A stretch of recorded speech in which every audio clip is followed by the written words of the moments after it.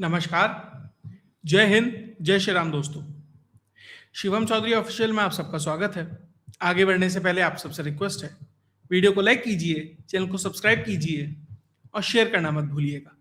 और अगर आपको इस चैनल का कंटेंट पसंद आता है और आप इस चैनल को सपोर्ट करना चाहते हैं, तो स्क्रीन पर लगे क्यूआर कोड के माध्यम से या चैनल का मेंबर बनकर भी आप चैनल को सपोर्ट कर सकते हैं। अब बात मुद्दे की।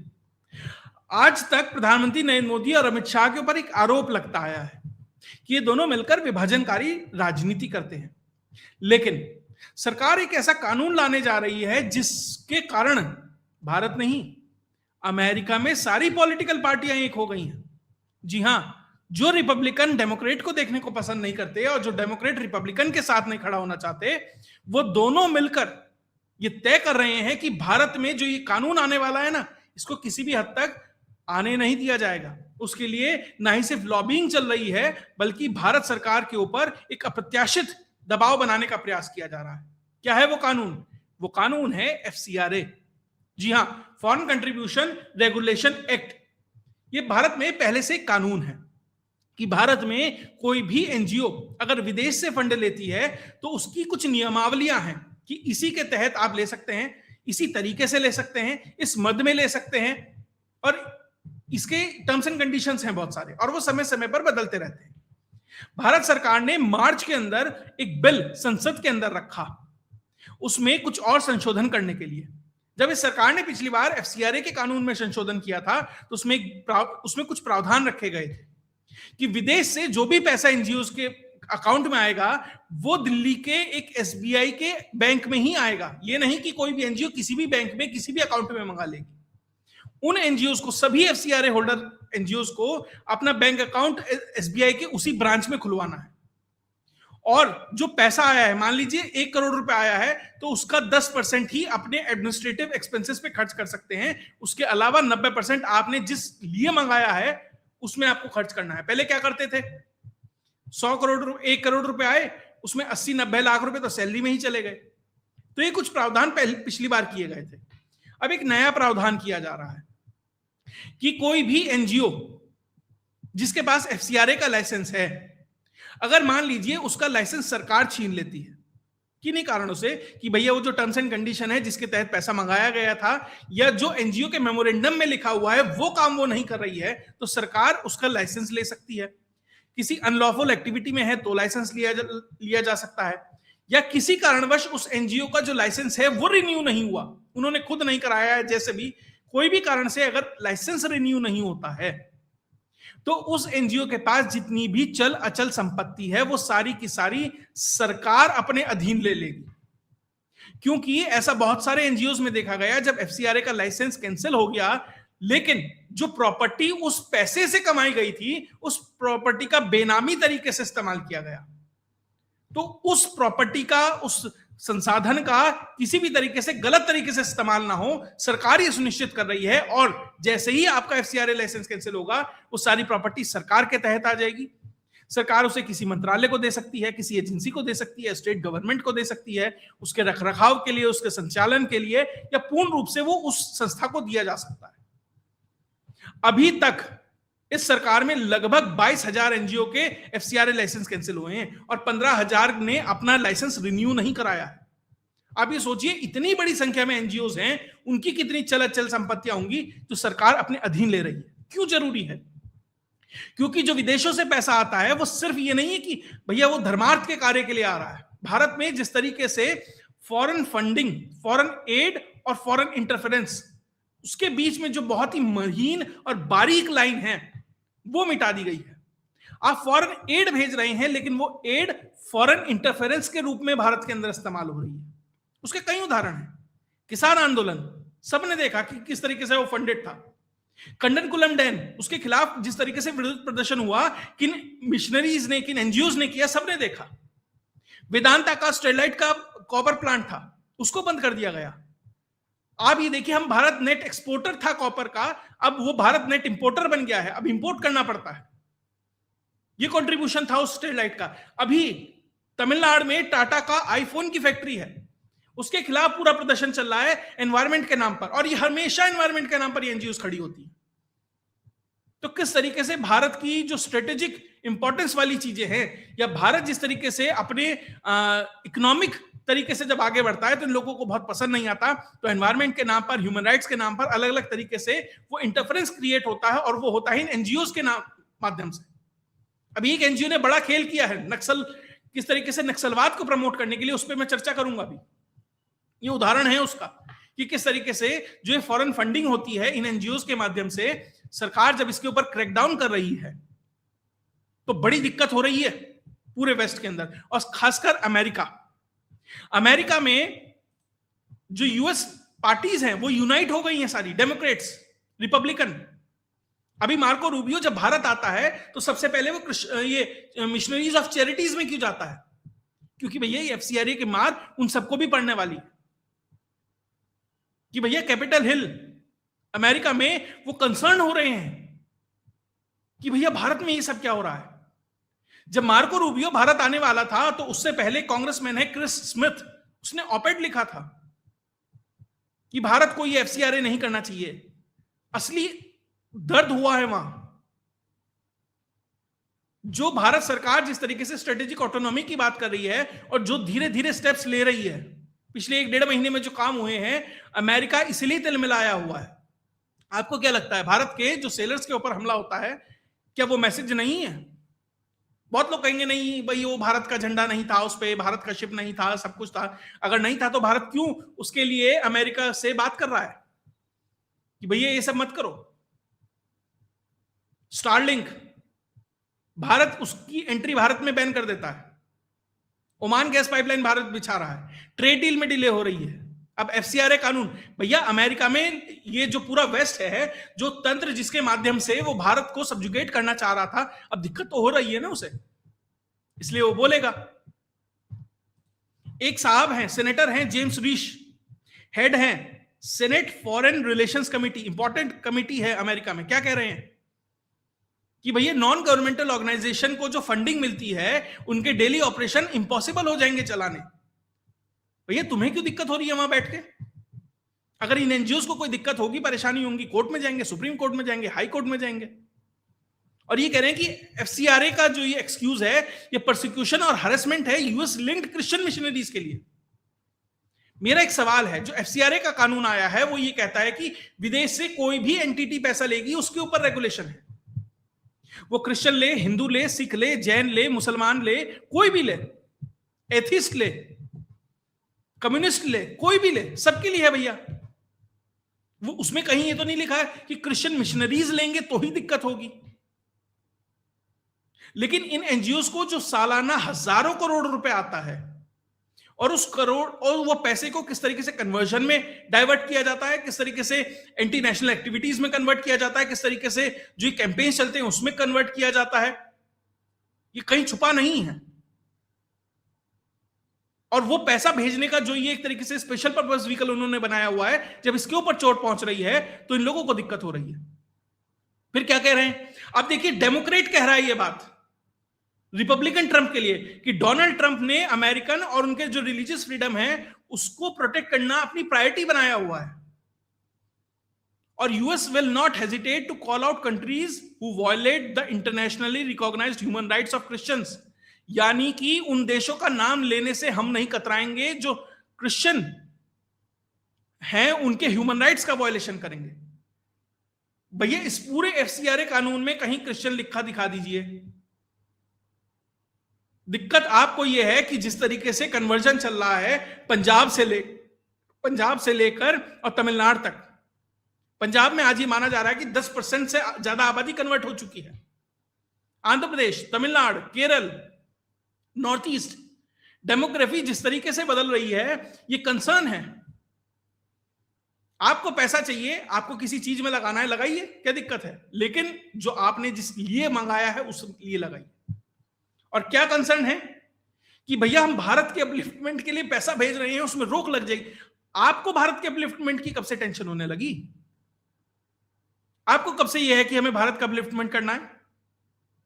और साथ ही क्या बात कही गई कि जो ये बाई पार्टीशन बेसिस पे जो एफसीआरए आ रहा है और उसका जो सिग्निफिकेंट एक्सपेंशन हो रहा है, ये सीरियस कंसर्न है। हमारे जो शेयर्ड डेमोक्रेटिक प्रिंसिपल हैं और strong people to people tie है, वो कहीं ना कहीं इसके अंदर इंपैक्ट होंगे। कितनी टेंशन है साहब अमेरिका को भारत की, बहुत ज्यादा।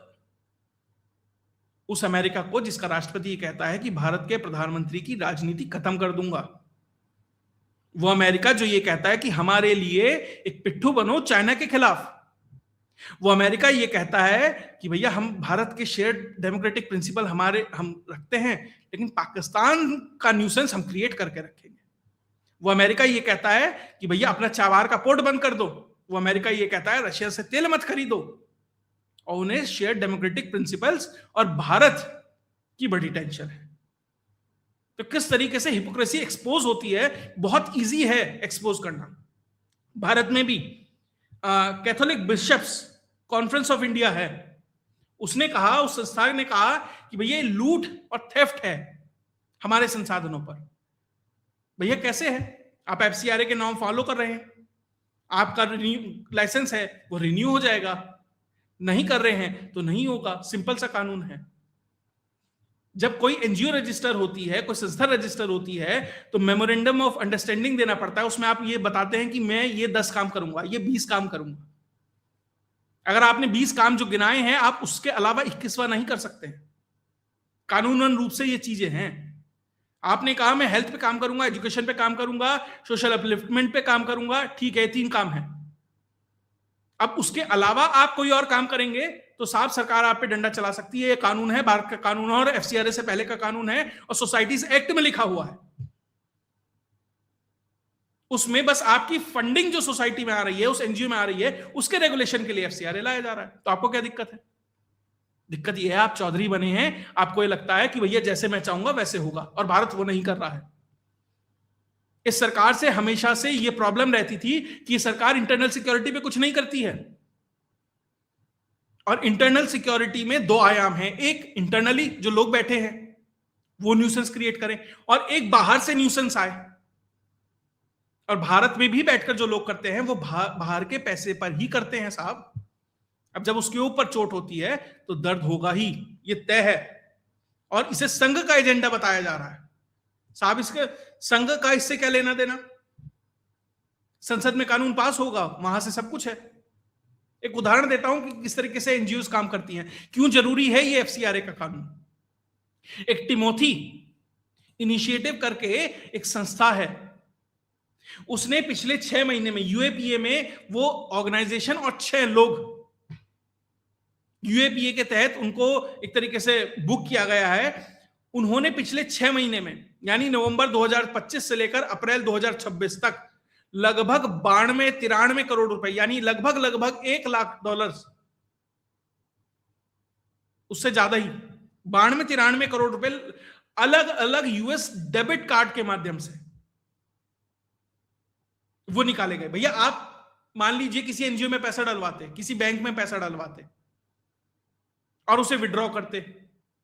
मान लो ये टिमोथी इनिशिएटिव जो एनजीओ है, इसमें ही कोई पैसा आता, आप विड्रॉ करते तो वो ट्रांजैक्शन दिखाई दे जाती। अब आपने क्या किया, विदेश से डेबिट कार्ड स्मगल करके आप भारत के अंदर ले आए और यहां से आपने वो डेबिट कार्ड उनसे पैसा विड्रॉ कर लिया, लगभग 100 करोड़ रुपए। और कहां गया है ये पैसा? ये पैसा गया है नक्सलाइट जो एरिया है उसके अंदर। और इसमें माइक मार्क करके एक व्यक्ति पकड़ा है, उसके पास से 24 कार्ड पकड़े गए हैं।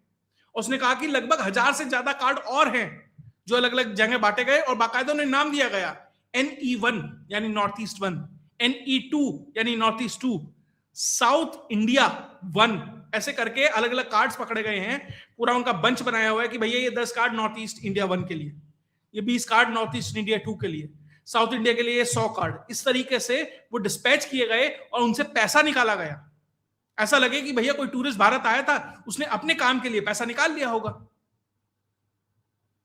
या कोई व्यक्ति का यूएस बैंक में अकाउंट होगा, उसका डेबिट कार्ड है, उसने उससे पैसा निकाल लिया भारत के अंदर एक्सपेंसेस के लिए। लेकिन वो दरअसल पैसा भारत में जो नक्सलिज्म जिसको खत्म कर दिया गया 31 मार्च 2026 को, उसको वापस से रिवाइव करने के लिए ये पैसा फंड किया जा रहा है और नाम है टिमोथी इनिशिएटिव। तो भैया इस तरह की संस्थाएं काम करेंगी तो भैया एक्शन तो होगा। और एक्शन हो रहा है, इसीलिए दर्द हो रहा है। अब आपको बहुत सारे एकेडमिशियन, प्रेस वाले सब चिल्लाते नजर आएंगे कि भैया भारत में देखिए क्रिश्चियंस के ऊपर परसिक्यूशन हो रहा है।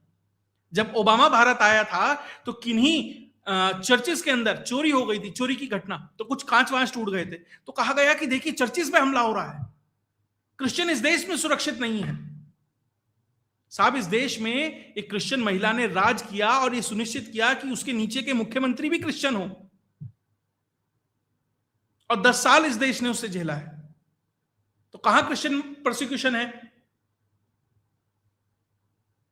उसमें तो कोई दिक्कत नहीं है।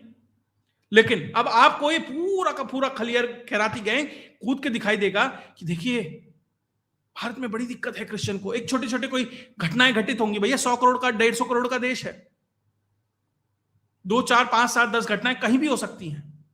अमेरिका भारत से 1/5 है आबादी के समय, वहां पे कितनी नस्ल भेदी है घटनाएं होती हैं। अगर भारत उसको ही डॉक्यूमेंट करने लगे तो आप देखिएगा कि वो भारत से कहीं होंगी, पर कैपिटा कहीं ज्यादा होंगी। लेकिन नहीं, एजेंडा तो उन्हें सेट करना है। फ्रीडम इंडेक्स में भारत बहुत पीछे चला जाएगा, प्रेस इंडेक्स में चला जाएगा, सारे इंडेक्स तैयार कर दिए जाएंगे। ये परेशानी अब उन लोगों को हो रही है। तो कुल मिलाकर जिस तरीके से एक्शन चल रहा है बहुत बेहतर है, बहुत लेट है लेकिन बेहतर है। हमेशा से ये मांग रही है कि एफसीआरए के माध्यम से, जो फॉरेन फंडिंग हमेशा होता है ना कि भैया सोरोस से पैसा आ रहा है, सोरोस ऐसे पैसा नहीं भेजता कि कंटेनर में उसने $100 के बिल लगाया और भेज दिए। एनजीओ के माध्यम से आता है। भारत जोड़ो यात्रा है, क्यों चर्च के बिशप से मिल रहा था, वो कैथोलिक कौन था, वो फादर फूदर जो भी था वो केरल में, राहुल गांधी क्यों मिल रहा था? उसका जवाब है ना, यही जवाब है। और जब इन चीजों के ऊपर सरकार एक्शन लेगी तो निश्चित तौर पर जो सोर्स है वहां भी दर्द होगा, जो डेस्टिनेशन है वहां भी दर्द होगा, और जो बीच की जो यात्रा करने वाले लोग हैं, जितने हाथों से ये जाता है पैसा, उन सभी को दर्द होगा। अब देखिएगा सारे के सारे ये ह्यूमन राइट एक्टिविस्ट, एनवायरमेंट के activist, social activist, Magsaysay award winner, फला award winner, Nobel prize winner, सारे मैदान में कूद पड़ेंगे। और ये तो बीजेपी की कमजोरी है कि केरल इलेक्शन में उसे ये लगा कि क्रिश्चियन हमें वोट दे देंगे, इसलिए एफसीआरए को थोड़ा टाल दिया। किसी ने नहीं दिया, जाकर कांग्रेस के पीछे खड़े हो गए। लेकिन इस बार संभावना यह है कि मॉनसून सत्र में सरकार इसको पास कराने जा रही है, और जैसे ही यह होगा आपको अमेरिका से भारत के ऊपर दबाव और महसूस होगा। और वो डोनाल्ड ट्रंप जो ये कहता है कि भैया मैंने नाइजीरिया में टोमाहोक मिसाइलें बोको हराम पे इसलिए चलाई हैं क्योंकि वो क्रिश्चियनों का परसिक्यूशन कर रहा था। जो डोनाल्ड ट्रंप प्रेयर करता है और ये कहता है कि अमेरिका बनने में जो क्रिश्चियन है उनका बड़ा योगदान है, क्योंकि उसका पूरा का पूरा वोट बैंक जो मागा क्राउड है, व्हाइट क्रिश्चियंस हैं अमेरिका के, वो उसका वोटर बेस है। मिड टर्म इलेक्शन आ रहे हैं, अपनी इमेज भी चमकानी है, और भारत में बंद होती इस दुकान को भी बचाना है, इसलिए दर्द स्वाभाविक है। खैर, इस पे और जो भी डेवलपमेंट आएगा वो आपके साथ लेके आता रहूंगा। अगर आपको वीडियो विश्लेषण अच्छा लगा तो वीडियो को लाइक कीजिए, चैनल को सब्सक्राइब कीजिए और शेयर करना मत भूलिएगा। ऐसे राष्ट्रवादी विषयों पर आपके सामने अपनी बात प्रमुखता से और मुखरता से रखता हूं, शायद इसीलिए बहुत लोगों को पसंद नहीं आता। चैनल की रीच को बहुत हद तक सप्रेस किया हुआ है, इसलिए आपसे यह अनुरोध है कि चैनल को ज्यादा से ज्यादा शेयर करें ताकि वीडियो ज्यादा से ज्यादा लोगों तक पहुंचे, ताकि इसकी रीच को एक्सपेंड किया जा सके। जय हिंद।